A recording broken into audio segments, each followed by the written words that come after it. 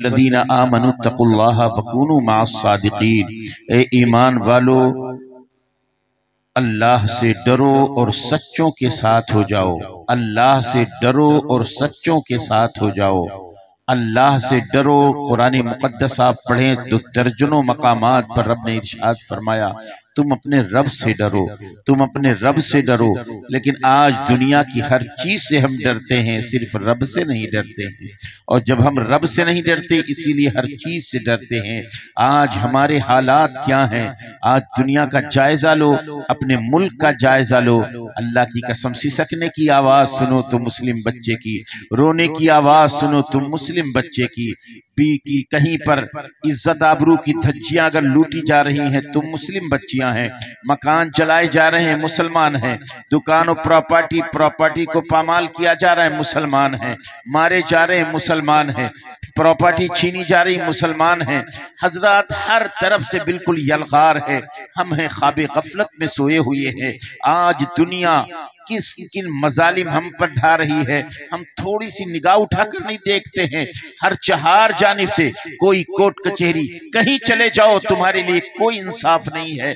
हर इंसान ये जानता है, जब इंसान की कोई दुनिया की कोर्ट कचहरी जब किसी इंसान को फैसला न दे, जब सही फैसला न दे, जब हाकिम सही फैसला न दे, तो हम सबको चाहिए कायनात का जो सबसे अजीम हाकिम है, उस हाकिम की बारगाह में हम चले जाए। खुदा की कसम, वो सबकी पुकार सुनता है, वो सबकी दावत, सबकी पुकार को सुनता है, सबकी आवाज को सुनता है। आज हम और आप जो मारे जा रहे हैं, यकीनन ये हमारी बदअमली की सजा है। आज जो हम आप सताए जा रहे हैं, हमारी बदअमली की सजा है। आज हमारी प्रॉपर्टी लूटी जा रही है, हमारी बदअमली की सजा है। आज हमारे दुकानों मकान लूटे जा रहे हैं, हमारी बदअमली की सजा है। हमारी प्रॉपर्टी को अपनी प्रॉपर्टी बताई जा रही है, यह हमारी बदअमली की सजा है। वरना ये मुसलमान, खुदा की कसम, दुनिया की कोई कौम कभी किसी मुस्लिम कौम को संभाल नहीं सकी। बड़े बड़े बादशाह, बड़ी बड़ी लाखों लाख फौजें उनके पास थी, लेकिन जब मुसलमान मैदान अमल में उतरता था, खुदा की कसम, या तो लाशों के अंबार लगते थे, या को खून के फव्वारे फजाओं में तैरते थे। जमीन खून से लालाजार हो रही थी। आपको याद होगा जब एक जंग के मौके पर खालिद इब्न वलीद रज़ी अल्लाह ताला अन्हु जब मैदान जंग की तरफ जाने लगे, खालिद इब्न वलीद रज़ी अल्लाह ताला अन्हु जिस लश्कर में है, उस लश्कर के कमांडर कौन है? उबैदा इब्न जर्राह है। उबैदा इब्न जर्राह। मुसलमानों के लश्कर कितने हैं? मुसलमानों का लश्कर की तादाद है 60,000 और ईसाइयों की तादाद है 7 लाख। 7 लाख ईसाइयों की तादाद है, 60,000 मुसलमान है। 7 लाख में से जबला जो एक नसरानी जनरल था, उसने बड़े बड़े बड़े तजुर्बाकार जंगी महारत लोगों को, माहिर लोगों को 7 लाख में से निकाला। निकलो तुम सैकड़ों पर भारी हो, मुसलमानों के मुकाबले में आओ। निकलो तुम सैकड़ों पर भारी हो, मुसलमानों के मुकाबले में आओ। तुम आओ। इस तरह से 60,000 फौज जबला लेकर मैदान जंग में आया और आने के बाद कहने लगा, ए इस्लामी लश्कर के कमांडर, 7 लाख फौज हम तुम्हारे मुकाबले में नहीं उतार रहे हैं। 7 लाख में से सिर्फ 60,000 हम उतार रहे तुम्हारे मुकाबले में। बताओ, भेजो, हमारे मुकाबले में आओ। कौन आ रहा है? कितने लोग आ रहे हैं? उबैदा इब्न जर्राह ने इरशाद फरमाया, ए लोगों, हमें मशवरा दो, 60,000 ईसाइयों के मुकाबले में कितने मुसलमानों को चाहिए? एक सहाबी खड़े हो गए और कहने लगे, 60,000 के मुकाबले में हमारा मशवरा है कम से कम 20,000 मुसलमान भेजे जाएं। कब एक सहाबी खड़े हो गए, जी नहीं, 60,000 के मुकाबले में 20,000 की जरूरत नहीं है। 60,000 के मुकाबले में 15,000 मुसलमान। एक दूसरे मुसलमान खड़े हो गए, 15,000 मुसलमान की जरूरत नहीं है, 60,000 फौज है, 60,000 के मुकाबले में 10,000 काफी है। इतने में उबैदा इब्न जर्राह की नजर सैफुल्लाह खालिद इब्ने वलीद पर पड़ी। कहा सैफुल्लाह खड़े हो जाओ, खालिद इब्ने वलीद खड़े हो जाओ, तुम बताओ 60,000 के मुकाबले में कितने मुसलमान को चाहिए। सैफुल्लाह उठे और खड़े हुए, तवज्जो किया बारगाह मुस्तफा की तरफ, मदीने की तरफ लो लगाया। लो लगा कर इरशाद फर्ज करते हैं, ए इस्लामी लश्कर के कमांडर, 60,000 ईसाइयों के मुकाबले में 60 मुसलमान हमें दे दीजिए, बस काफी है। कहा 60 मुसलमान, कहा बहुत काफी है। कहा ठीक है उबैदा इब्न जर्राह फरमाते हैं ठीक है 60 मुसलमान को लेकर। जब खालिद इब्न वलीद 60 मुसलमान को लेकर चले तो जबला दूर से देखता है और मुस्कुराता है और कहता है खालिद कहां आ रहे हो? कहा तुझे नहीं मालूम, तुम्हारे गुरूर का जनाजा निकालने आ रहा हूं। कहा तुम जंग करने आ रहे हो? कहा हां जंग करने आ रहा हूं। जबला हंसने लगा। जबला जब हंसने लगा तो खालिद इब्न वलीद फरमाते ओ सालिम क्यों हंस रहा है? कहा ओ खालिद तुम्हारे जैसे बेवकूफ हम नहीं जानते दुनिया में कोई और है। अरे तुम नहीं देखते हो ये 7 लाख में से चुने गए हैं 60,000 ईसाई, ये जंग के बड़े माहिर लोग हैं। एक एक कमांडर ऐसा है जो सैकड़ों पर अकेले भारी है। इस तरह ये 60 लाख और 7,60,000 के मुकाबले में तुम 60 मुसलमानों को मौत के मुंह में ढकेलने ला रहे हो। खालिद इब्न वलीद इरशाद फरमाते हैं अरे ओ जालिमों, हम मुसलमान है, मुसलमान कभी मरने से नहीं डरता। मुसलमान जब तक जीता है तो गाजी कहलाता है और जब डरता है तो शहीद कहलाता है। हमें मौत की धमकी न दे, हम मौत की आंखों से नारे रिसालत, गुलामाने रसूल, अज़मते रसूले आदम, मज़हबे इस्लाम, अल्लामा मुज़क्किर हुसैन साहब क़िबला। खालिद इब्न वलीद रज़ियल्लाहु ताला अन्हु जबला कहने लगा तुम मुसलमानों को क्या हो गया? अल्लाह की इज्जत की कसम तारीख उठा लो और उठाओ, देखो ये 60 मुसलमान 60,000 फौज से मुकाबला, ये कौन सी ताकत थी? आप कहेंगे इश्क़ मुस्तफा, अल्लाह और उसके रसूल की मोहब्बत की ताकत थी। आगे बढ़कर देखो, यही खालिद इब्न वलीद हैं जब रूम के सरजमीन पर पहुंच गए। पूरी दुनिया में 2 बड़ी सुपर ताकत, पूरी दुनिया में उस जमाने में 2 सुपर ताकत, एक कैसर, दूसरा किसरा। किसरा ईरान को कहते, कैसर रूम को कहते। कैसर और किसरा 2 बड़ी ताकत, 2 बड़ी सबसे अजीम ताकत, सुपर ताकत। मुट्ठी भर मुसलमान पहुंचे थे रूम की सरजमीन पर। एक किले का मुहासरा कर लिया, अंदर ईसाई मर्द औरतें फौजी हैं, चारों तरफ से इस्लामी नौजवान है घेरे हुए हैं। अंदर ना कोई चीज जा सकती है, ना अंदर से कोई चीज बाहर आ सकती है। मुहासरा तूल पकड़ गया, काफी वक्त लग गया, कोई अंदर से बाहर नहीं, बाहर से अंदर नहीं। अब जब खाना पानी अंदर खत्म हो गया तो बड़े बड़े ईसाई फौजी कहने लगे इन मुस्लिम नौजवानों से बचने की कोई तजवीज पेश करो। आपस में तय किया, एक तजवीज पेश करके ईसाई फौजी आए और कहने लगे इस्लामी लश्कर के कमांडर, क्या आप हमारी एक शर्त मानोगे? अगर आप हमारी एक शर्त मान लो तो हम आपसे जंग नहीं करेंगे, किले की चाबी आपके कदमों में डाल देंगे। कहा वो कौन सी शर्त? कहा शर्त रखो। कहा शर्त इतनी सी है, कौम मुस्लिम के नौजवानों को ले लो और शहर से होकर गुजर जाओ। मुसलमानों को ले लो और शहर से होकर गुजर जाओ, और जैसे शहर पार करोगे किले की चाबी आपके कदमों में डाल देंगे। ईसाइयों के शर्त का मकसद समझ में नहीं आता। जमाना तजस्सुस में था, शर्त का मकसद समझ में नहीं आ रहा था। लेकिन शर्त भी ऐसी नहीं है जो लायक कबूल ना हो। इरशाद फरमाया ईसाइयों, तुम्हारी शर्त हमें मंजूर है लेकिन वादा की खिलाफी न करना। दिन मुतय्यन हो गया, तारीख मुतय्यन हो गई। फला तारीख मुस्लिम नौजवान रूम का फला शहर पार करेंगे। रफ्ता रफ्ता जब वो दिन आ गया, एक कासिद ने आकर कहा, ए इस्लामी लश्कर के कमांडर, आज वो तारीख आ गई, आज वो दिन आ गया नबी के दीवानों को ले लो, मुस्तफा जाने रहमत के फरजानों को ले लो, आज शहर पार करना है। खालिद इब्ने वलीद ने कहा तैयार हो जाओ। इस्लामी फौज तैयार हो गई। आगे आगे खालिद इब्ने वलीद इस्लामी लश्कर के कमांडर, पीछे पीछे मुस्लिम नौजवान चल रहे हैं। और जब खालिद इब्ने वलीद ने शहर में कदम रखा और निगाह उठाकर देखा तो देखते रह गए। क्या देखते हैं खालिद इब्ने वलीद? ईसाइयों ने शहर को सजा सजा कर दुल्हन बना दिया, लेकिन अफसोस उन ईसाइयों ने जो शहर को सजाया किसी सामान्य आराइश से नहीं सजाया, बल्कि कदम कदम पर अपनी अपनी खूबसूरत लड़कियों को लाकर खड़ा कर दिया। ये वो लड़कियां हैं जिन्हें ईसाई लड़के एक नजर देखने के लिए उनकी गलियों की खाक छानते थे। ऐसी पैकरे हुस्न नौजवान लड़कियां कदम कदम पर दोनों तरफ खड़ी हैं। जब इस्लामी लश्कर के कमांडर ने देखा, नबी के दीवानों को रुकने का हुक्म दे दिया। इस्लामी फौज रुक गई। खालिद इब्ने वलीद फरमाते हैं, ऐ रसूलुल्लाह के दीवानों, ऐ नबी के फरजानों, आज जब ईसाइयों ने ये जान लिया ये मुस्लिम नौजवान ऐसे हैं जिन्हें किसी लोहे से नहीं काटा जा सकता, ये मुस्लिम नौजवान ऐसे हैं जिन्हें किसी ताकत से पीछे नहीं किया जा सकता, इसलिए आज इन्होंने अपनी लड़कियों के हुस्न को इस्तेमाल किया है। ऐ अल्लाह के गाजियों, आज जो भी तुम्हारा कदम उठेगा कयामत तक दुनिया वालों की निगाहों के सामने होगा।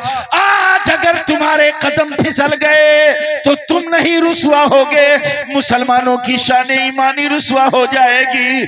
ए नौजवानों, आज तुम ये बता दो, हुस्न के जाल में वो फंसा करता है जिसके दिल में पहले से कोई हुस्न न मौजूद हो, लेकिन मुस्तफा जाने रहमत के दीवानों के दिल में रसूल पाक का ऐसा हुस्न मौजूद है जिस हुस्न के सामने दुनिया के किसी हुस्न की गुंजाइश नहीं है। ए अल्लाह के गाजियों, आज बता दो मुस्लिम नौजवान की जवानी क्या होती है, मुस्लिम नौजवान की जवानों की तकद्दुस क्या होती है। पुरमख्त खुतबा दिया और फिर एक आयत करीमा पढ़ी। इरशाद फरमाया, पढ़ा था कुरान से, बिस्मिल्लाहिर्रहमानिर्रहीम, कुल लिल मुमिनीना यगुद्दु मिन अबसारिहिम। ऐ नबी के दीवानों, रब ताला कुरान मुकद्दस में इरशाद फरमाता है, महबूब मोमिन मर्दों से कह दो, मुस्लिम मर्दों से कह दो, अपनी निगाहें नीची रखा करें। खुतबा दिया। अब जब काफिला आगे बढ़ा, हुस्न दावत नजारा दे रहा है, हर लड़की यही चाह रही है, ऐ काश किसी मुस्लिम नौजवान की नजर मेरे ऊपर पड़ जाए, किसी मुस्लिम नौजवान की नजर मेरे ऊपर पड़ जाए। अल्लाह की इज्जत की कसम, तारीख उठा लो, किसी का कदम फिसलना तो दरकनार, नजर तक न फिसली और पूरा शहर पार कर गए। जब पूरा शहर पार कर गए तो वादे के मुताबिक हजारों की तादाद में ईसाई किले की चाबी लेकर के आ गए और कहने लगे, इस्लामी लश्कर के कमांडर, हम ये जान रहे थे ये मुस्लिम नौजवान ऐसे हैं जिन्हें किसी लोहे से नहीं काटा जा सकता, जिन्हें किसी तलवार से पीछे नहीं किया जा सकता, इसलिए हमने अपनी लड़कियों के हुस्न को इस्तेमाल किया था, क्योंकि इंसानी फितरत होती है, जब इंसान हुस्न को देखता है तो लड़खड़ाने लगता है।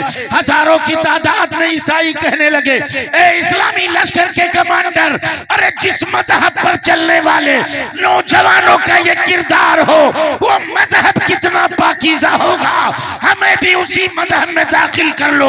हजारों ईसाइयों ने पढ़ा, अशहदु अल्ला इलाहा इल्लल्लाहु व अशहदु अन्ना मुहम्मदन अब्दुहु व रसूलुहु। नारे तकबीर, नारे रिसालत, मसलके आला हजरत गुलामाने रसूल आजम। मर्दों ने कलमा पढ़ा, इधर लड़कियां बात कर रही हैं, ये हमारे भाई हैं, ये हमारे बाप हैं, ये हमारे चाचा हैं, बतौरे ग़िज़ा, बतौरे ग़िज़ा, बतौरे चारा मेरे हुस्न को इन नौजवानों के सामने मेरे बाप ने पेश कर दिया, लेकिन इन नौजवानों ने हमारी इज्जत आबरू की लाज रखी है। ए नौजवानों ठहर जाओ, हमें भी उसी मजहब में दाखिल कर लो। सारे ईसाई लड़कियों ने कलमा पढ़ा, ला इलाहा इल्लल्लाह। ये कौन सी ताकत है? ये कैरेक्टर, किरदार की ताकत है। और आओ देखो, जब हमारे कैरेक्टर गंदे हो गए, आज तारीख के चेहरे से नकाब हटाओ। एक बादशाह गुजरा है, हिलाकू खान, बड़ा मशहूर बादशाह। वो एक दिन सुबह उठा और कहने लगा, ए फौजियों, तमाम ज्योतिषियों को बुला लो, तमाम पादरियों को बुलाओ। सारे फौजी कांपने लगे, मामला क्या है? बादशाह सलामत, क्या बात है? बादशाह ने कहा, आज मैंने अजीबो गरीब ख्वाब देखा है। बुलाओ ज्योतिषियों को, बुलाओ पादरियों को, उसकी ताबीर बताएं।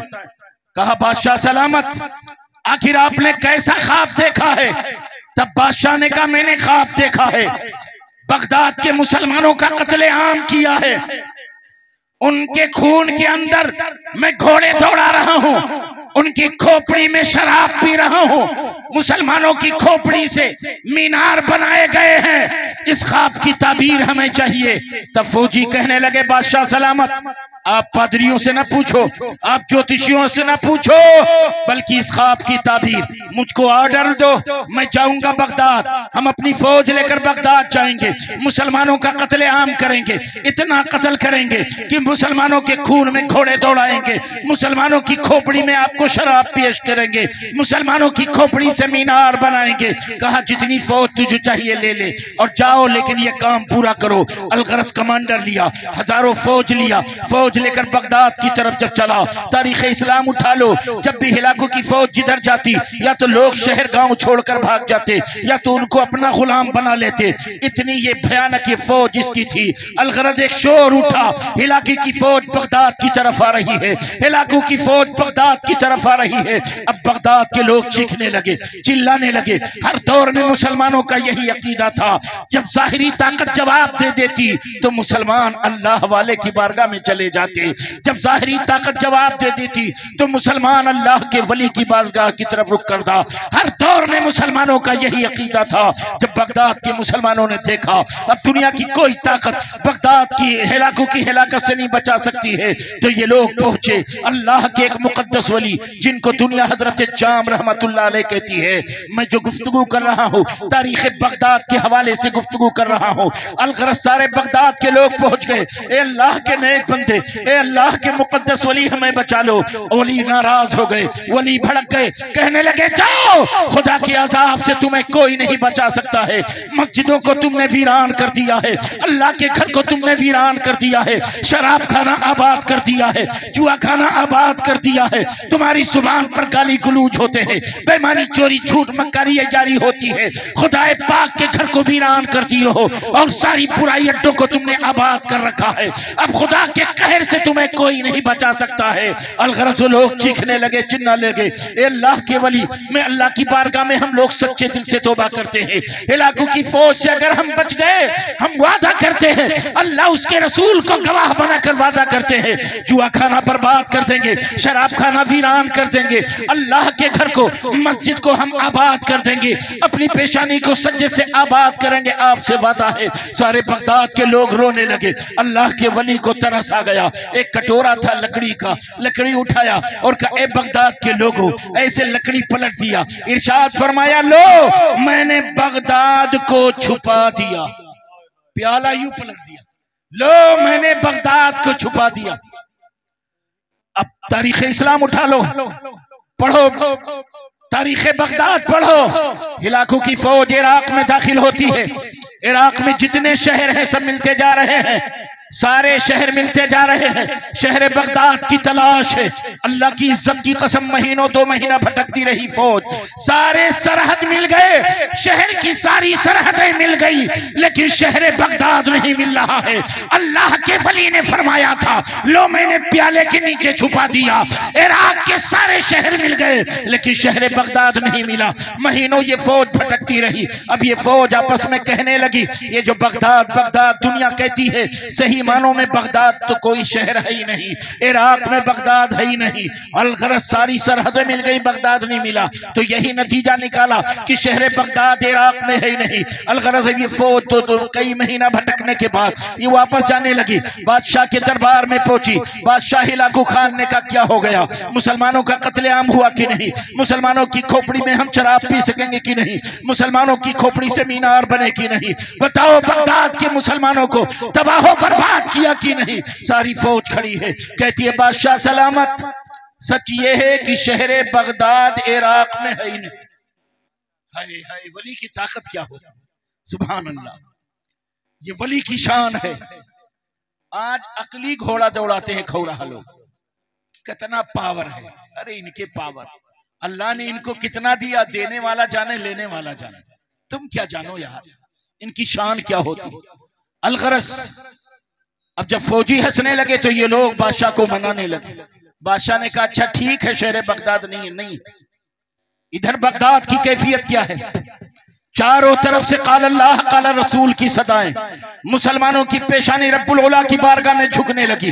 अल्लाह की इज्जत की कसम तारीख बताती है कि शराब खाने वीरान कर दिए गए, जुआ खाना बर्बाद कर दिया गया, अल्लाह का घर आबाद है। 5 टाइम की अजान हो रही है, मुसलमान की बहुत बड़ी भीड़ मस्जिद में जा रही है, मुसलमान नमाज पढ़ रहे हैं, 5 वक्त नमाज के पाबंद हो गए। अब जुबान पर गाली गुलूज नहीं है, मुसलमान में भाईचारा बढ़ने लगा है, उखुवत मोहब्बत बढ़ गई है, मुसलमान बड़े खुशहाली जिंदगी गुजारने लगे। लेकिन अब ये यकीन हो गया, वक्त गुजरते जा रहा है, काफी वक्त गुजर गया, लेकिन एक वक्त ऐसा भी आया जब इनको यकीन हो गया हिरकल बादशाह हिलाकू की बादशाह का खतरा टल गया है। तो अब मुसलमान धीरे धीरे मस्जिदों से टलने लगा, यहाँ तक कि जब मस्जिदों से टला फिर जुआ खाना आबाद कर लिया, शराब खाना आबाद कर लिया, फिर मस्जिद को वीरान कर दिया। जमाना गुजरता रहा, अब मस्जिद वीरान पड़ी है, फिर शराब खाने आबाद हो गए, जुआ खाने फिर आबाद हो गए, इधर मस्जिद वीरान पड़ी है। एक कमांडर खड़ा होता है और कहता है बादशाह जान बख्श दिया जाए, आप हमें ऑर्डर दो, हमें कुछ फौज दे दो, हम आपके सपने की ताबीर पेश करेंगे, बगदाद के मुसलमानों का कत्लेआम करेंगे, उसमें आप उनके खून में घोड़े दौड़ा सकेंगे, हम उनकी खोपड़ी में आपको शराब पेश करेंगे, हम उनकी खोपड़ी से मीनार बनाएंगे, आप हमें ऑर्डर दे दो। बादशाह हिलाकू खान ने कहा जितनी फौज चाहिए ले लो और जाओ बगदाद के मुसलमानों का उनको बर्बाद करो, उनका कत्लेआम करो। अलगरज जब ये फौज चली फिर पूरे इराक में हंगामा मच गया कि हिलाकू की फौज बगदाद की तरफ जा रही है। अब जब मुसलमानों ने सुन लिया कि हिलाकू की फौज फिर से आ रही है, अब सारे पूरे बगदाद के मुसलमान भाग करके आ गए हजरत जाम की बारगाह में, अल्लाह के वली हमें बचा लो। वली का वही जुमला था, जाओ अब खुदा के अजाब से तुम्हें कोई नहीं बचा सकता है, तुमने शराब खाना आबाद कर लिया, जुआ खाना आबाद कर लिया, खुदा पाक के घर को वीरान कर दिए हो, चले जाओ। अलगरज वो लोग रोने लगे, चिल्लाने लगे, अब हमें जब मरना है तो आपके कदमों में मरेंगे, लेकिन यहाँ से जाएंगे नहीं। लेकिन हाँ अगर एक मोहलत और आप दे दो तो मेरी पूरी जिंदगी ये पेशानी रब्बुल औला की बारगाह में झुकेगी, हमेशा शराब खाने वीरान कर देंगे, जुआ खाना बर्बाद कर देंगे। एक बार अपने परवरदिगार से मोहलत मेरे लिए मांग लो, परवरदिगार हमें मोहलत दे दे।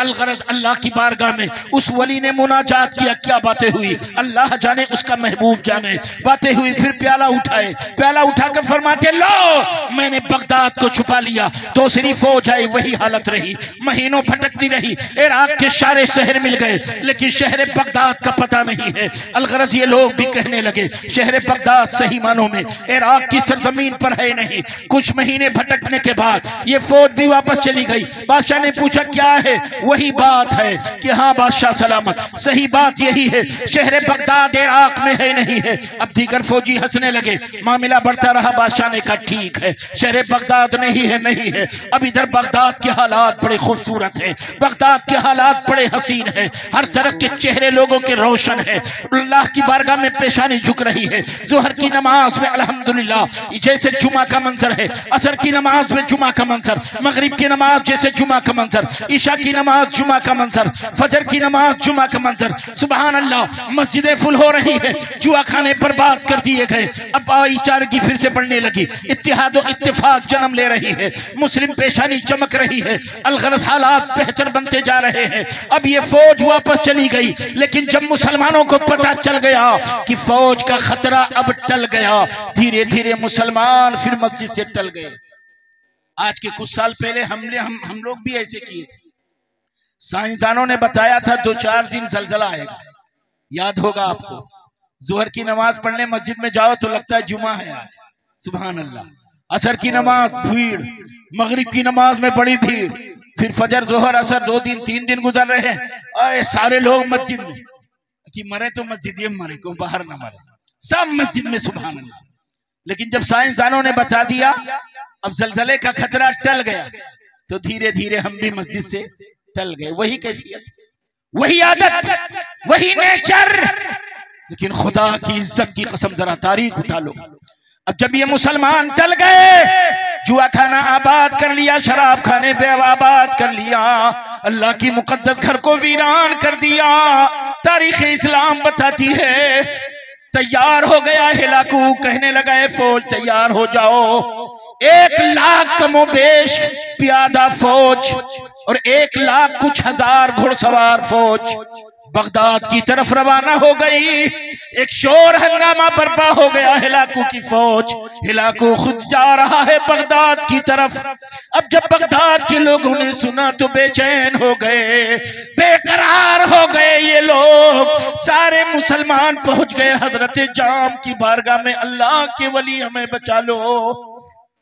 वही जुमला दोहराया, लेकिन तरस आ गया, लोग रोने लगे, रब की बारगाह में हाथ उठ गए।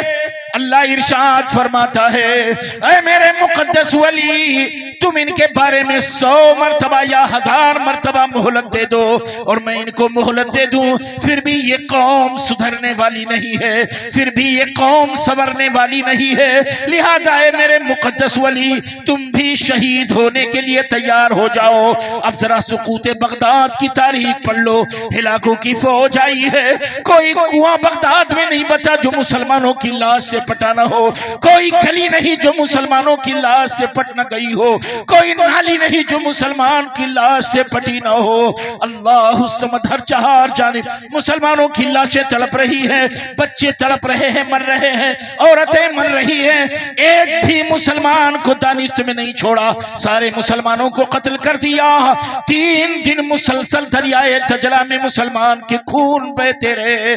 10 दिन कमोबेश इस्लामी किताबों की रोशनी बहती रही, रोशनाई बहती रही दरियाए दजला में। सारी इस्लामी कुतुब जला दिए गए या तो दरिया में फेंक दिए गए, सारे मुसलमानों को मौत के घाट उतार दिए गए। ये कब होता है?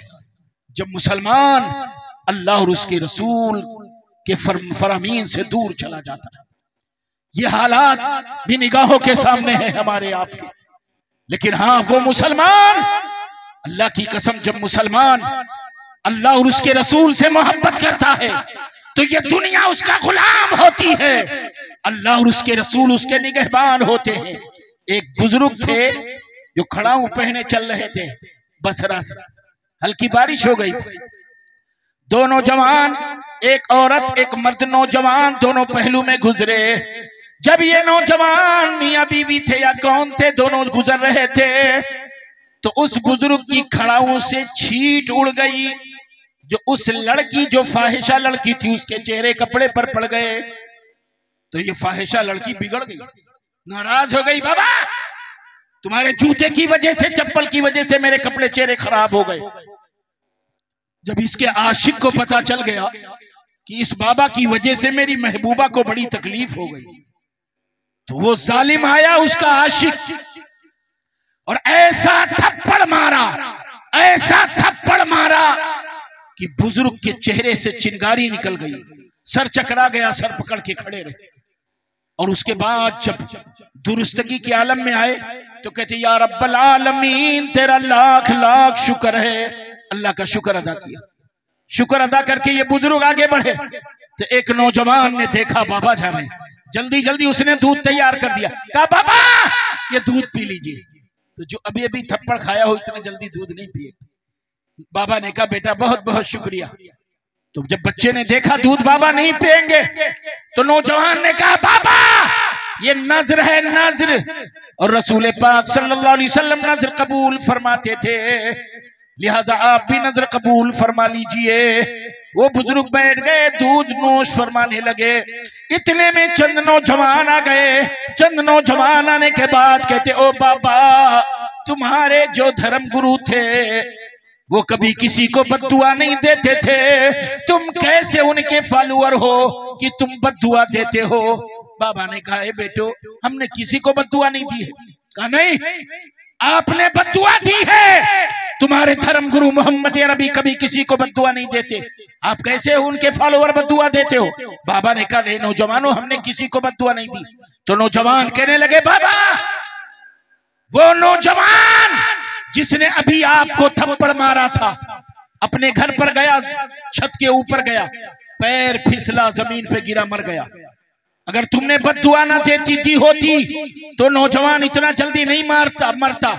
अभी आपको थप्पड़ मारकर अपने घर की छत पर गया, पैर फिसला, नीचे गिरा, मर गया। यह आपकी बद्दुआ ही का असर है, वरना वो नौजवान इतना जल्दी न मरता। बाबा ने कहा लेकिन ए नौजवानों, हमने किसी को बद्दुआ नहीं दी है। तब नौजवान कहते हैं फिर वो इतना जल्दी कैसे मरा?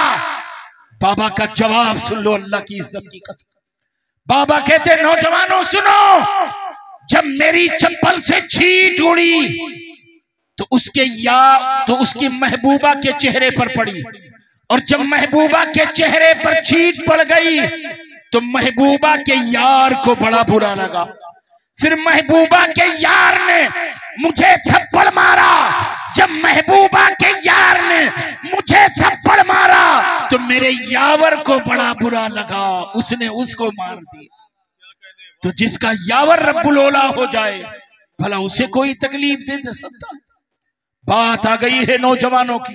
याद रखना नौजवानों, आज हर कौम के नौजवान बेदार होते, लेकिन कौमें मुस्लिम है। अल्लाह की कसम, मैंने यहाँ का मदरसा देखो, इतने बड़ा मुसलमानों का गांव इलाका, और मदरसा देखो कैसे है। ऐसा लग रहा है घारी वगैरह। ये हाफिज कारी अल्ताफ साहब अभी चंद दिन का ये बच्चा है, लेकिन आप जाओ इसके मदरसे के देखो। कारी अल्ताफ साहब बेचारा अभी चंद दिन का बच्चा, लेकिन इतनी मेहनत, इतना मदरसे को उरूज दे रहा। इतना बड़ा इलाका आपका मदरसा, इसी से समझ में आ रहा है आपको दीन से कितना इंटरेस्ट है। एक अल्लाह के वली के दरबार में बैठे हो, इनकी सीरत पाक का तुम मुताला कर लो। क्या इनकी तवज्जो दीन की तरफ नहीं थी? क्या इनकी तवज्जो कुरान की तरफ नहीं थी? क्या इनकी तरफ इस्लाम की तालीमात की तरफ तवज्जो नहीं थी? अल्लाह की कसम, इसकी तवज्जो के बगैर कोई वली नहीं हो सकता। लेकिन आज हम उनका उर्स मना लेते हैं, लेकिन किस मिशन पे थे इनके बारे में हम एहसास नहीं कर पाते। आज सिर्फ हम बेहयाई बुराइयों की तरफ भाग रहे। आज देख रहे हो मुसलमानों की तादाद, आज आलिमों की नसीहत होनी है, उलमाए किराम का बयान हो रहा है, नबी की नात होनी है, तो ये मजमा है। और कल आए हाय दे धमाधम, तो वहां आज तो कुछ लोग सुकड़े भी बैठे। कल टक टक दीदम दम न कशीदम, आंख नहीं फड़केगी किसी की। और आज ये हाल है। अल्लाह रहम फरमाए, हमेशा अहले हक मुख्तसर रहे, लेकिन अल्लाह की कसम हक वाले कम रहे हैं, लेकिन उनमें बड़ा दम रहा है हर जमाने में। तुम कम हो कभी फिक्र मत करो, लेकिन अल्लाह के वास्ते अपने इदारों को बेहतर बना लो, अपने बच्चों को दीनी तालीम दिला दो, वरना तुम आने वाली नस्लें बर्बाद हो जाएंगी, तबाह हो जाएंगी। आप तारीख इस्लाम पढ़ लो, बगदाद की पढ़ लो, खलीफा हारून रशीद का दरबार को पढ़ लो। हमेशा 500 हाफिजा लड़कियां, हमेशा 500 हाफिजा लड़कियां वो अपने महल में रखती, सिर्फ कुरान की तिलावत करती। लोगों ने पूछा और उनको बहुत अच्छी तनख्वाह देता था। कोई काम नहीं है, खाना खाओ, नाश्ता करो, तुम्हारी हर जरूरत पूरी की जाएगी, लेकिन कुरान पढ़ना 1 मिनट भी बंद ना हो। 500 हाफिज कुरान। किसी ने पूछा इतने हाफिज कुरान क्यों रखे हो? कहा मैं चाहता हूं 24 घंटे में 1 मिनट भी ऐसा ना गुजरे जिस मिनट में मेरे महल में कुरान की तिलावत ना हो रही। ये सोच, ये फिक्र थी। आज हमारे बच्चे भी कुरान नहीं हम पढ़ाते नहीं, इसीलिए मदरसे की तरफ तवज्जो नहीं। अल्लाह के वास्ते जरा नौजवान की बात चल रही थी। एक नौजवान बसरा के अंदर था। नौजवानों, इसलिए मैं तुम्हें खिताब कर रहा हूं और तुम्हें मुखातब कर रहा हूं। कौम के बच्चों के बाजू में अल्लाह ने वो ताकत नहीं दी है कौम के बोझ को लेकर चल सके। कौम के बूढ़ों में अल्लाह ने उनके बाजू में वो ताकत नहीं दी है कि कौम के बोझ को लेकर चल सके। कौम के नौजवानों के बाजू में अल्लाह ने वो ताकत दी है कौम के बोझ को लेकर चल सके। और जिस कौम का नौजवान बेदार होता है, अल्लाह की कसम इनकलाब आ जाता है। इक़ाबी रूह जब बेदार होती है जवानों में, नजर आती है उनको अपनी मंजिल आसमानों में। ए नौजवानों, जरा अपनी तारीख पढ़ो। बसरा के अंदर एक नौजवान हुस्नो जमाल में बेमिसाल, लेकिन हर वक्त अल्लाह उसके रसूल की मोहब्बत में मगन रहने वाला। चेहरे पर ऐसी चाशनी कि शहजादी आई कपड़ा खरीदने, देख ली नौजवान को। नौजवान उस कपड़े की दुकान पे नौकर है। शहजादी की निगाह पड़ी, नौजवान के चेहरे की चाशनी को देखा। शहजादी ने सोचा इस नौजवान को अपने घर कैसे ले जाऊं। शहजादी ने कपड़े का बहुत बड़ा गट्ठर खरीद लिया और दुकान के मालिक से कहा, मालिक ये कपड़ा इतना ज्यादा वजनी हम अपने घर नहीं ले जा सकते, महल नहीं ले जा सकते, अपने इस नौकर को मेरे साथ भेज दो। ये नौकर ये कपड़ा मेरे घर पर रख दे और उधर से सब सारे कपड़े का पैसा लेकर चले आए।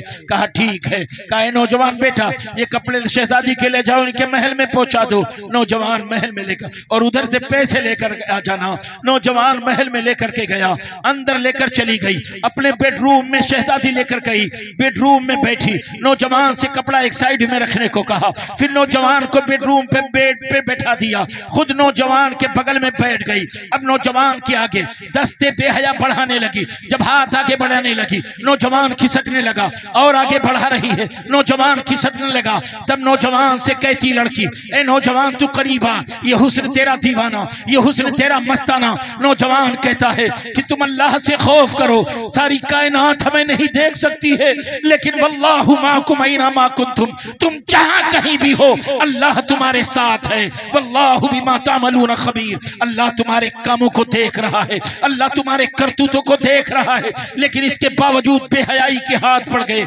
नौजवान को जकड़ने लगी। नौजवान उठ खड़ा हुआ, आंखों से आंसू जारी हो गए। ए परवरदिगार, ए मौला, इस बेहयाई के चंगुल से हमें बचा ले मौला, इसको बचा ले। ये 22 साल जिंदगी मौला तेरे मुकद्दस बारगाह का हमेशा वफादार रहा, गुनाहों से दूर रहा मौला, इसे बचा ले। अलगरज नौजवान को बचने की कोई तजवीज नहीं समझ में आ रही थी।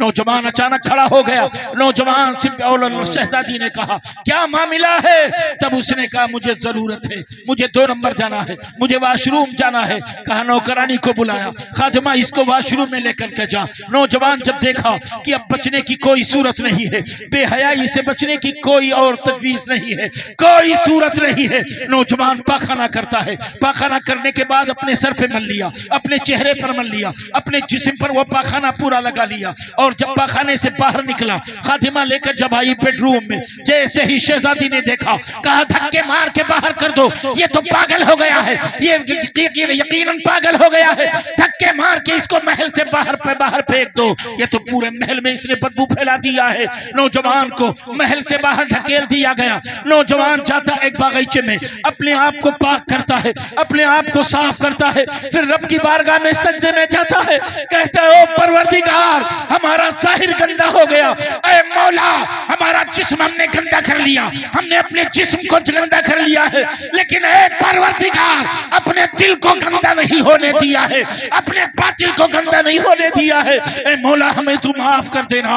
अल्लाह की इज्जत की कसम दुआ कर रहा है कि चारों तरफ से खुशबू फैलने लगी। लोग जमा हो गए और कहने लगे ओ नौजवान, तेरे जिस्म से ऐसी खुशबू आ रही है, आज तक ऐसी खुशबू सूंघी ना गई। वही बुजुर्ग जब इंतकाल करते हैं और जब उन्हें कब्र में रखा जाता है तो खुशबू ऐसी निकल रही है कि चारों तरफ के दरो दीवार खुशबू से मुअत्तर हो रही है। सारी दुनिया उस बुजुर्ग को हजरत मिस्की रहमतुल्लाह अलैह के नाम से याद करते हैं। आज भी उनके कब्र से खुशबू आ रही है। ये वो नौजवान थे जिन्होंने दीन के लिए, अल्लाह उसके रसूल की मोहब्बत के लिए सब कुछ कुर्बान कर देते। आज हम सिर्फ सो रहे हैं। आज हमारी नौजवान को हमारी कौम पर क्या बीत रही, एहसास नहीं होता?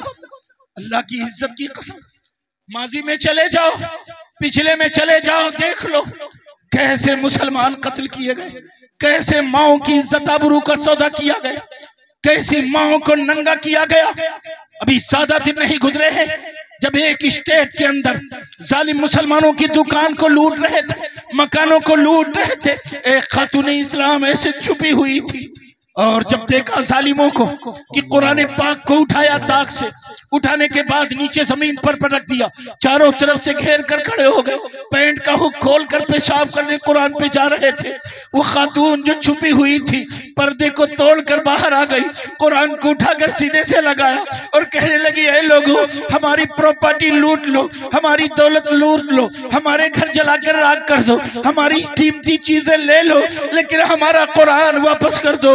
जालिमों ने चारों तरफ से उनको घेरा, मादरजाद नंगा किया, बेहयाई की, उसके बाद तेल डालकर उन पर माचिस लगा दिया, तड़प तड़प कर उन्होंने जान पेश कर दिया। नंगी लाश पड़ी हुई थी। मैं पेपर पढ़ रहा था, अल्लाह की कसम उस दिन का न्यूज इदारिया कोई मुकम्मल नहीं पढ़ सकता, इतने आंसू गिर जाते, इतने आंसू गिर जाते कि पेपर फट जाता। मैं पढ़ते जा रहा हूँ, ऐसा लग रहा है कोई आवाज दे रही है, लाश से आवाज आ रही हो, ए लोगों सूरज से कह दो चमकना बंद कर दे ताकि नंगे हालत में मेरी सूरत कोई ना देख ले। ए लोगों चांद से कह दो चमकना बंद कर दे ताकि नंगे हालत में मेरी सूरत ना देख ले। ए लोगों सितारों से कह दो झिलमिलाना बंद कर दे ताकि इस हालत में कोई मुझे ना देख ले। ए लोगों दिन के उजाले से कह दो कहीं चला जाए ताकि इस हालत में मुझे कोई ना देख ले। ए लोगों रात की तारीकी से कह दो कि पूरे तौर पर तारीख हो जाए ताकि नंगा बेरा कोई बदन ना देख ले। ए लोगों मैं वो माँ हूँ जिसने मोहम्मद इब्ने कासिम को दूध पिलाया था,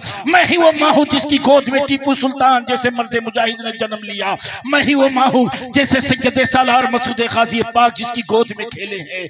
ए लोगों वो लोग भी वहाँ, वो नौजवान थे, ऐसे हालात से अभी हालिया में आप गुजर चुके हो, इसके बावजूद हमारी आंखें नहीं खुलती है।